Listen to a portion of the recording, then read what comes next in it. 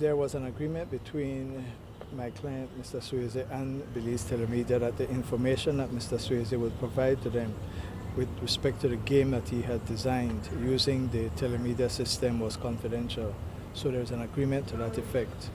The trial judge, Mr. Justice Abel, has found that in fact the information was confidential, and the big issue is whether or not it was shared with MMR for MMR to launch Mek Mi Rich.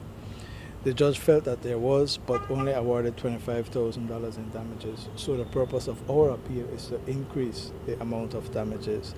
With respect to telemedia, they are appealing, saying to the court that the information that was publicly available and that Mr. Swasey was not able to prove that it was his.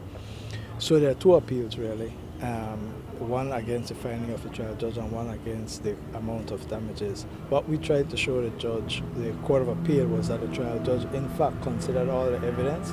There was evidence before him on which he could have come to the decision that he came to.